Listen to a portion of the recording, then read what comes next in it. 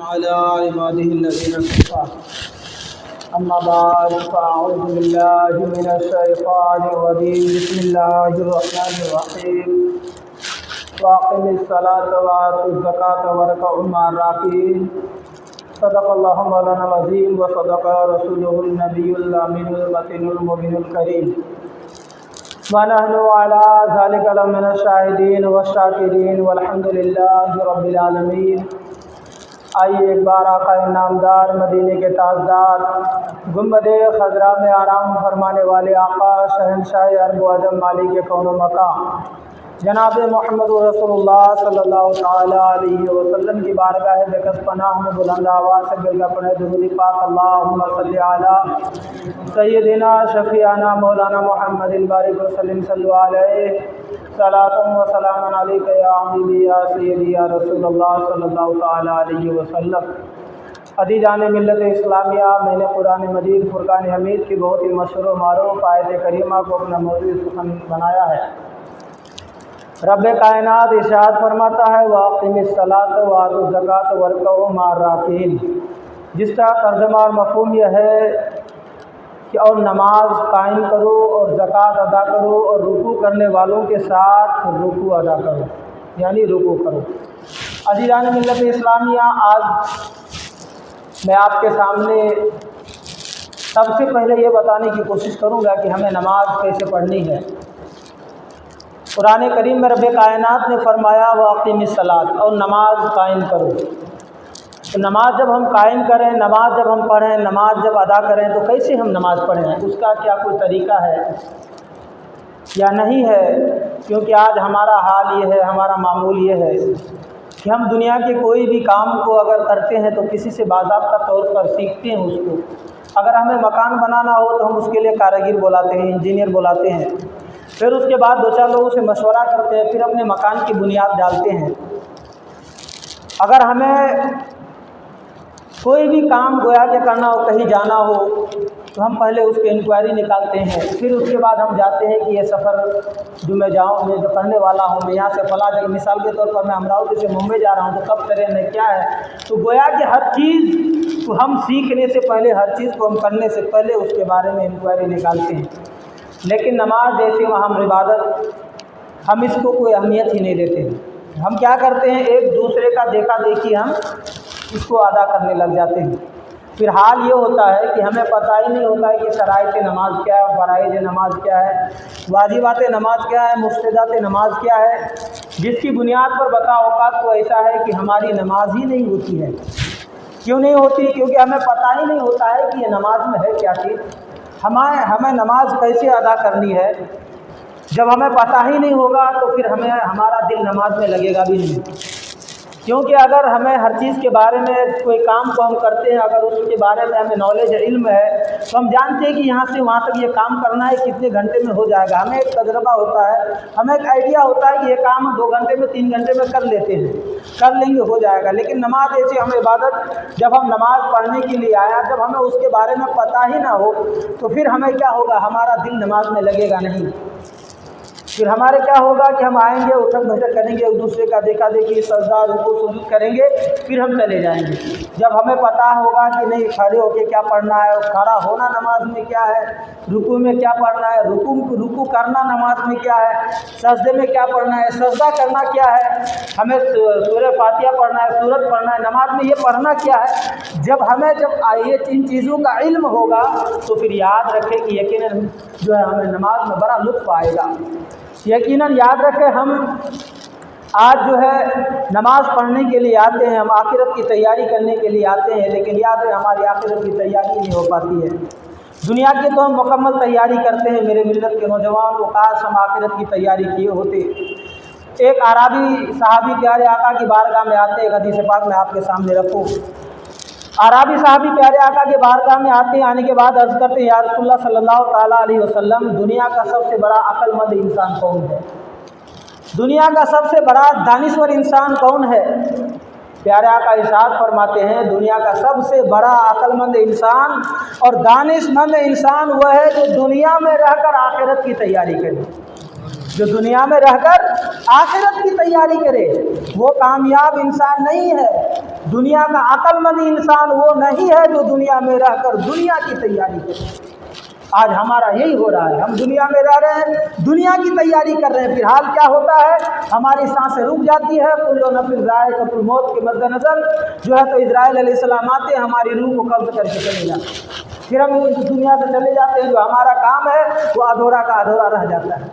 تو میرے ملت کے نوجوانوں، آج ہم نماز کو بھی معاذ اللہ ادھار پڑھتے ہیں، نماز بھی ادھار پڑھتے ہیں، پائجے اٹھے ہوئے ہیں، آستینیں چڑھی ہوئی ہے، گلے کھلے ہوئے ہیں، کوئی اہمیت ہی نہیں ہے نماز کی، نماز کی کوئی اہمیت ہی نہیں ہے۔ نماز کو آج ہم جو ہے عبادت سمجھ کر نہیں بلکہ عادت سمجھ کر پڑھ رہے ہیں، کیونکہ نماز اہم العبادات ہے، اہم العبادات ہے نماز۔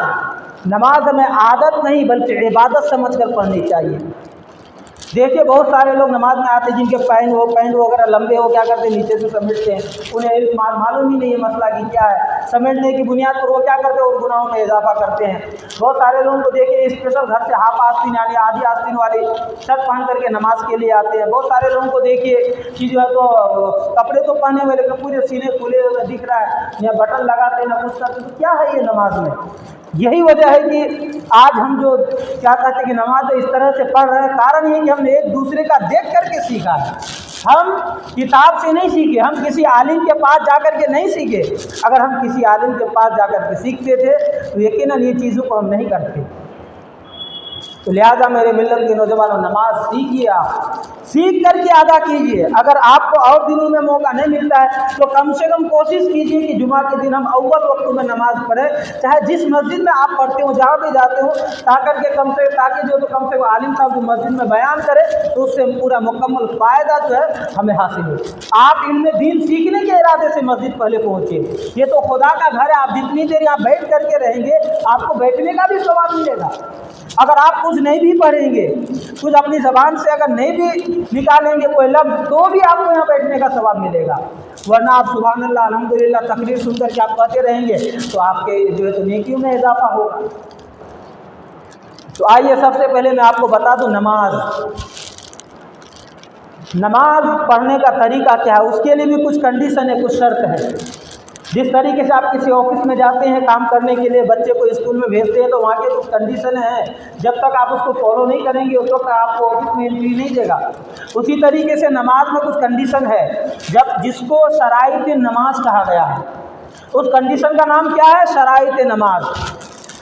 جب تک آپ ان شرائط نماز کو فالو نہیں کریں گے اس وقت تک آپ کی نماز نہیں ہوگی، اور اس وقت تک آپ نماز میں داخل نہیں ہو سکتے۔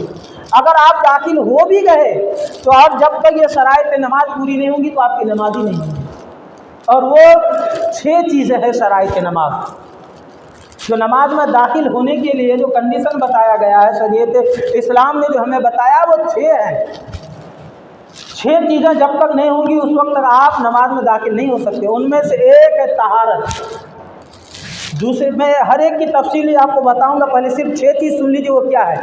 ایک ہے طہارت، دوسرا ہے ستر عورت، تیسرا ہے وقت، چوتھا ہے استقبال قبلہ، پانچواں ہے نیت، اور چھٹا ہے تکبیر تحریمہ۔ تو یہ 6 چیزیں ہیں، جب تک آپ ان کو نماز میں داخل ہونے سے پہلے نہیں کریں گے اس وقت تک آپ کی نماز نہیں ہوگی۔ آپ طہارت کو دیکھ لیجئے، طہارت کیا ہے؟ نماز سے پہلے کرنا ہے۔ نماز میں نماز پڑھنے کا ارادہ کریں گے، اگر ہمارے اندر طہارت ہے، چاہے چھوٹی طہارت یا بڑی طہارت ہو، بڑی طہارت جس کو غسل کہتے ہیں، چھوٹی طہارت جسے وضو بولتے ہیں، اگر ہمارے اوپر غسل فرض ہے ہم غسل نہیں کریں گے تو ہماری نماز نہیں ہوگی۔ اسی طریقے سے وضو ہمارے اوپر فرض ہے، ہم وضو نہیں کریں گے تو نماز نہیں ہوگی۔ تو اسی کے لیے نماز طہارت کے لیے کہا گیا کہ طہارت کیا ہے، تو طہارت کے لیے بدن کا پاک ہونا ضروری ہے، کپڑے کا پاک ہونا ضروری ہے، جس جگہ پر ہم نماز پڑھ رہے ہیں اس جگہ کا پاک ہونا ضروری ہے۔ جس جگہ پر ہم نماز پڑھ رہے ہیں نہ وہاں گوبر ہو، نہ لید ہو، نہ مرغی وغیرہ کے بیج ہو، اس طرح کی کوئی چیزیں نہ ہو، بلکہ وہ جگہ پاک ہو۔ مسجد تو پاک ہی ہوتا ہے، لیکن گھروں میں بہت سارے لوگ نماز پڑھتے تو ان کے لیے مسئلے آتے ہیں۔ تو جہاں بھی جس جگہ بھی پورے روئے زمین کو اللہ نے سجدہ گاہ بنایا ہے، ضروری نہیں ہے مسجد میں ہم تو جمع ہوتے ہیں، خدا کا گھر ہے، اللہ کا گھر ہے، یا جماعت سے نماز ہوں گی، جماعت کا ہمیں ثواب ملے گا، اور جماعت سے نماز پڑھنے کا حکم شریعت اسلام نے ہمیں دیا ہے۔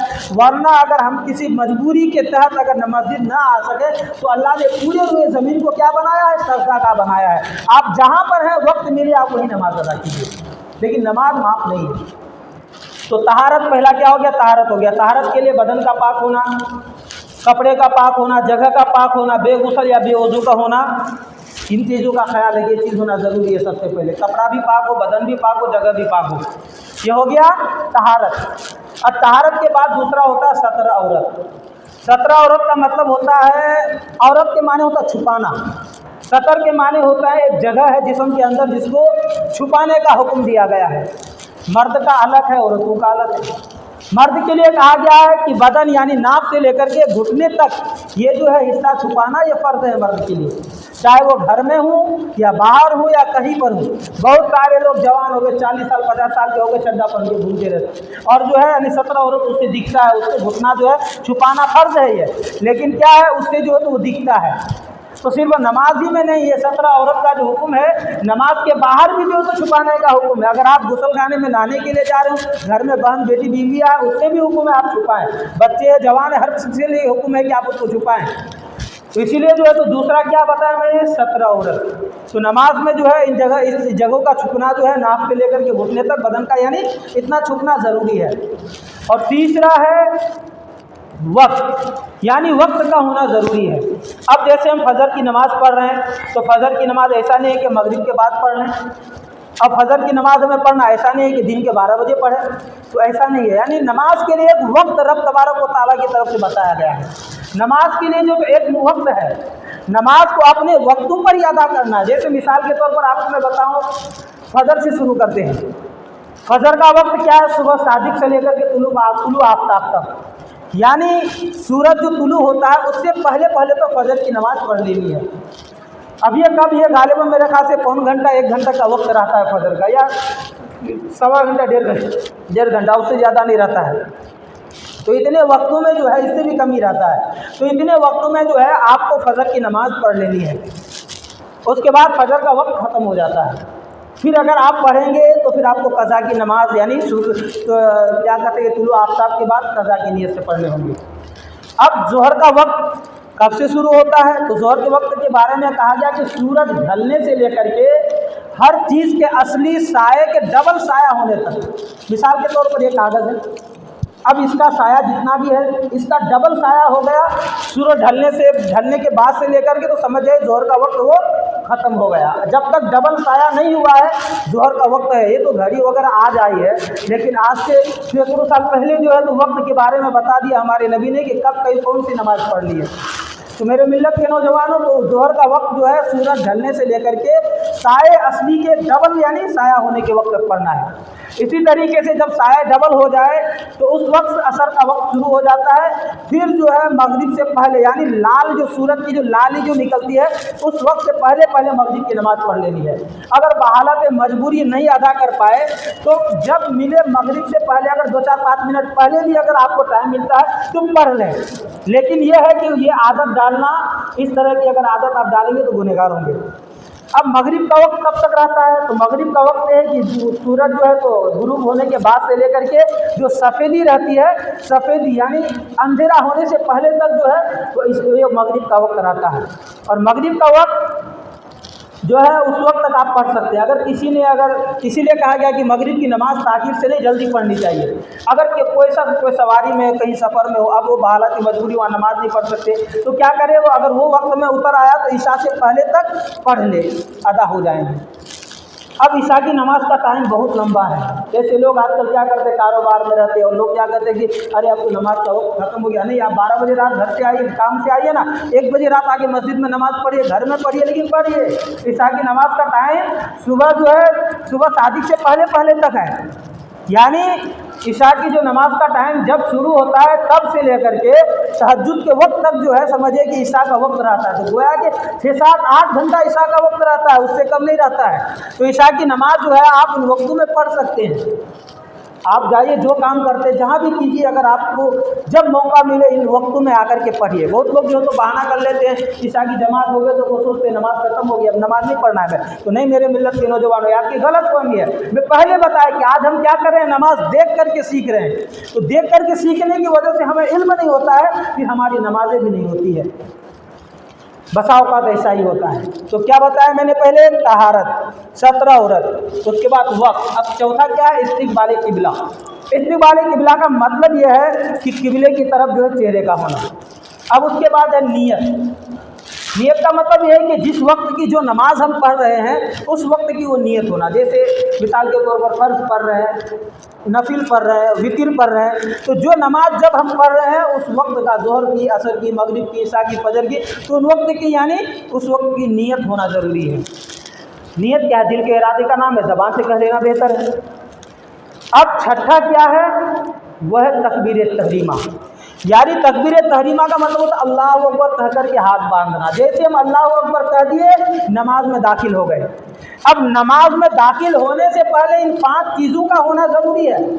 کیا کیا ہونا، طہارت کا ہونا، 17 عورت کا چھپانا، اس کے بعد جو ہے تو نیت کا ہونا، وقت کا ہونا، استقبال قبلہ ہونا، نیت ہونا۔ یہ 5 چیز آپ کی کنڈیشن ہے۔ جب تک یہ 5 چیزیں آپ کے اندر نہیں پائے جائیں گی اس وقت تک آپ نماز میں داخل نہیں ہو سکتے، اس وقت نماز نہیں ہوگی۔ اگر ان میں سے کوئی ایک بھی چھوٹ جائے، آپ غسل کرنے گئے، اچھی سے آپ کا غسل نہیں ہوا، فرائض غسل آپ کو معلوم نہیں ہے، کن چیزوں سے آپ پر غسل فرض ہے وہ معلوم نہیں، آپ گئے صرف پانی بدن میں ڈال دیا اور سمجھ کہ غسل ہو گیا، تو ان صورتوں میں اگر آپ پر غسل فرض ہے، آپ نے غرارہ نہیں کیا، ناک کے نرم میں تک پانی نہیں پہنچا تو غسل ہی نہیں ہوا، تو پھر آپ جتنی بھی نمازیں پڑھی آپ نماز میں داخل نہیں ہو سکتے، نماز نہیں ہوں گی۔ جب نماز میں ہم داخل ہو گئے، جب اللہ اکبر، چھٹی شرط کیا ہے، تکبیر تحریمہ، جب اللہ اکبر کہا دیے تو اب نماز میں داخل ہو گئے۔ جب نماز میں داخل ہو گئے تو اب کیا کرنا ہے ہمیں، نماز میں داخل ہو گئے تو کلام یعنی ایک دوسرے سے بات چیت، نہ کسی کے سلام کا جواب دینا، نہ کچھ کرنا، کچھ بھی نہ، خاموشی سے رہنا ہے۔ اگر ان چیزوں یعنی بات کرنا یا پھر کسی کے سلام وغیرہ کے جواب دینا، یا کسی کو اگر چھینک آئے تو الحمدللہ کہ بس اس کے اس میں جواب دینا، تو اس طرح کی چیزیں نماز کو فاسد کر دیتی ہے۔ تو یہ چیزیں ہو گئی کنڈیشن، یعنی نماز میں داخل ہونے کی۔ اب جب نماز میں ہم داخل ہو گئے تو کچھ فرائض بھی ہیں نماز میں، کچھ فرض بھی ہے۔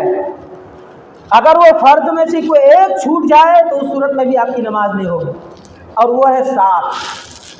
وہ 7 فرض ہے۔ 6 چیز آپ کو یاد ہوگی، 6 بتا دیا میں نے، ایک بار اور ریپیٹ کر دیتا ہوں۔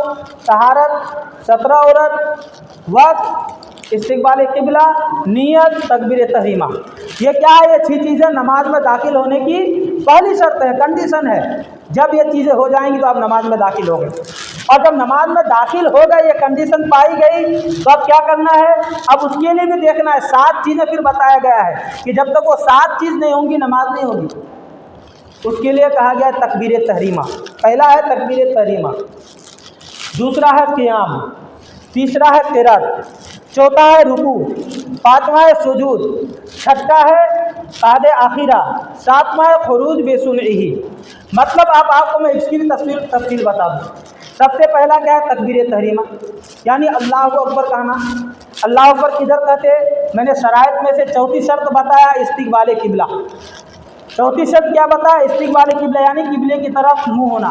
قبلے کی طرف منہ ہونے کا مطلب یہ ہے کہ نماز اللہ کے لیے ہے، سجدہ اللہ ہی کے لیے ہے، قبلہ کے لیے نہیں ہے سجدہ، خیال رکھیے گا۔ اگر جنہوں نے اس نیت سے یہ کیا کہتے ہیں قبلے کی طرف منہ کیا کہ قبلے کو یعنی سجدہ ہے، تو پھر وہ جو ہے تو گویا کہ انہوں نے گناہ کیا، کیونکہ نماز اللہ کے لیے ہے، سجدہ کس کے لیے، اللہ ہی کے لیے ہے۔ اگر کسی نے عبادت کی نیت سے قبلے کی طرف منہ کیا کہ میں قبلے کی عبادت کر رہا ہوں، تو یہ سراسر کھلا ہوا کفر ہے، گویا کہ اس نے کفر کیا، کیونکہ نماز اللہ کے لیے ہے اور سجدہ اللہ ہی کے لیے ہے۔ تو ہمیں اس چوتھی شرط کیا ہے، استقبال قبلہ۔ تو استقبال قبلہ میں کیا خیال رکھنا ہے کہ صرف ہمارا چہرہ جو ہے قبلے کی طرف ہو، نیت یہ نہ ہو کہ ہم کعبہ کو سجدہ کر رہے ہیں یا کعبہ کی عبادت کر رہے ہیں۔ اب ایک مسئلہ یہ آتا ہے کہ ہم کوئی ایسی جگہ پر ہیں جہاں کوئی شخص ایسا بیمار ہو جو قبلے کی طرف چہرہ نہیں کر سکتا، رخ نہیں کر سکتا، اور وہاں کوئی ایسا شخص بھی موجود نہیں ہے جو قبلے کی طرف اس کا منہ کر دے، تو اب اس صورت میں کیا کرے گا؟ تو اس صورت میں یہ ہے کہ جیسے وہ جس طرف بھی رخ اس کا ہو اسی طرف رخ کر کے نماز پڑھ لے، نماز ہو جائے گی۔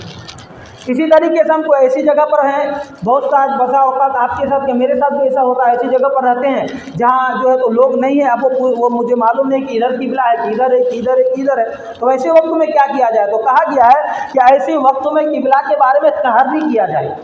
तहर्री का मतलब होता है गौर व फिक्र किया जाए, और जिधर आपका दिल जमे, इधर तो इधर, इधर तो इधर, इधर तो इधर, इधर तो इधर, यानी चारों सिमतों में से जिधर आपका दिल जमे आप उधर रुक करके नमाज पढ़ लीजिए, नमाज हो जाएगी। क्योंकि वहाँ कोई नहीं है, अब नमाज का वक्त चला जाएगा, मैं किसी का इंतजार करूँगा, तो ऐसे वक्त में क्या किया जाए? ऐसे वक्त में हुक्म है कि नमाज पढ़ ले, नमाज हो जाएंगे।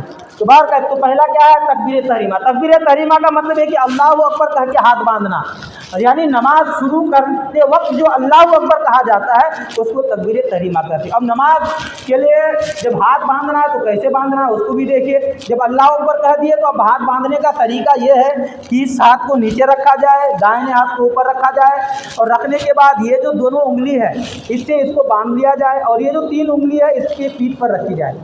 इस तरीके से इसको बांधना है, ये तीनों को इसके ऊपर रखनी है और नाक के नीचे बांधना है, जो नाप है नाप के नीचे इस तरीके से बांध दिए हमें। तो अजीज़ान मिल्लत इस्लामिया, तकबीर तहरीमा हो गया। उसके बाद क्या हुआ? दूसरा क़याम है। क़याम का मतलब ये है कि इतनी देर खड़ा होना जिससे फ़राइज़ क़िरात अदा हो जाए। इतनी देर खड़ा होना जिससे फ़राइज़ क़िरात का मतलब यानी सूरह फातिहा पढ़ लें या फिर सूरत पढ़ लें। सूरत का मतलब यह है कि यानी कोई सूरत, छोटी सूरत हो या बड़ी सूरत हो, जो भी हो, अल मुख्तसर, या फिर जो है सूरत के बाद 3 आयत पर, सूरत नहीं अगर याद है लंबी तो 3 आयत पढ़ लें, या 3 आयत भी नहीं तो कम से कम 1 आयत जो 3 आयत के मुकाबले में हो, यानी एक लंबी आयत जो 3 आयत के बराबर हो। जैसे मिसाल के तौर पर आप छोटी आयत सुन लीजिए, इन्ना आतेना कल को फसल ले रब्बे का वनर इन्ना सानिया का वलब, फिर एक सूरत भी हो गई और ये 3 आयत भी हो गई। तो अब अगर कोई शख्स अगर ये नहीं पढ़ते हुए कोई अगर एक लंबी आयत को पढ़ना चाहे तो 1 आयत से भी नमाज हो जाएंगे, लेकिन 3 आयत के बराबर हो। तो यानी इतनी देर यानी खड़ा होना जिससे क़िरात यानी फ़र्ज जो है वो अदा हो जाए। अब दूसरा तीसरा क्या है? क़याम के बाद क्या हुआ? क़िरात। क़िरात के बाद हो गया रुकू।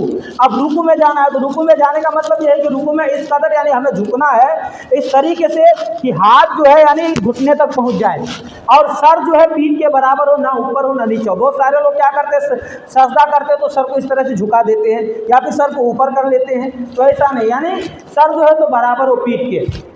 अगर उस पर गिलास रखा जाए पीठ पर तो गिलास न गिरे। अब उसके बाद जो है तो फिर क्या हो गया? रुकू हो गया। अब सुजूद करना है, सजदा करना है। बस वक्त हो चुका है, 2 मिनट और लूँगा। सजदा करना है। सजदा में क्या है? पहला सजदा करना है तो सजदे में पहले क्या करना है? दोनों घुटने को रखना है, फिर दोनों हाथ को रखना है, दोनों हाथ के बीच में सिर को रखना है, तो पहले नाक को फिर पिशानी को रखना है, और जब फिर सजदा करें तो ये दोनों हाथ को जो है तो बाजू से अलग रखना है। हम लोग क्या करते हैं, सजदे में इस तरह से चिपका देते हैं, तो इसको क्या है, दोनों को अलग रखना है। इसी तरीके से जो है तो पेट को रान से जो है तो अलग रखना है। हम लोग क्या करते हैं, ऐसे चिपक करके सजदा करते हैं।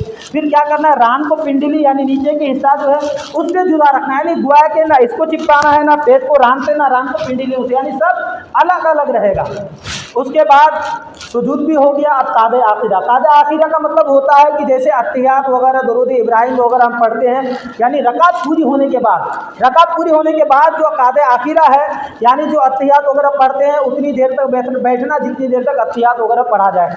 फिर उसके बाद 7वीं शर्त है, ये 7वीं फ़राइज़ है कि खुरूज बिसुन्नी, यानी अपने इरादे से नमाज से बाहर निकलना। कोई ऐसा कलाम सलाम फेर दिया, नमाज हो गई दोनों तरफ। तो ये 7 चीज़ें फ़र्ज हैं। तकबीर तहरीमा, क़याम, क़िरात, रुकू, सुजूद, कादे आखिरा, खुरूज बिसुन्नी। अगर इनमें से कोई एक भी अगर आपका छूट गया तो नमाज नहीं होगी। तो इसीलिए मेरी मिल्लत के नौजवानों उन चीज़ों का जानना ज़रूरी है। आप कब जानेंगे?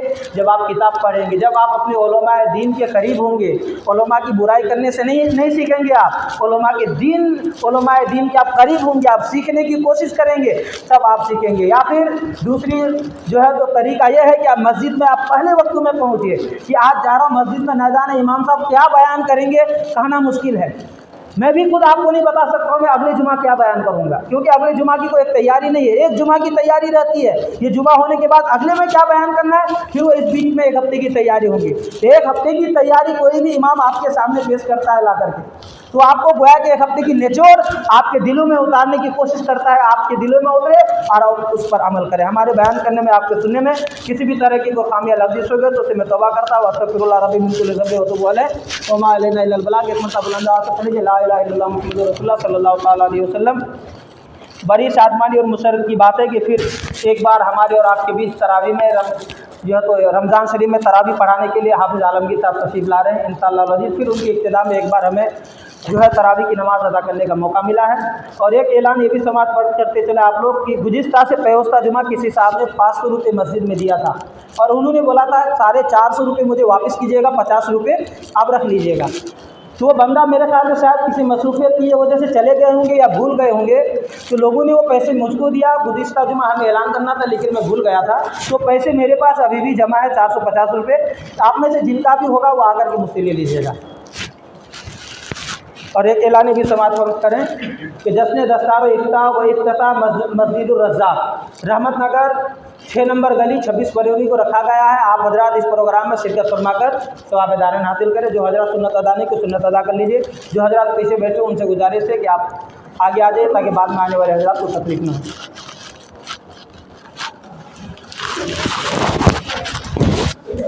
صلی اللہ تعالیٰ علیہ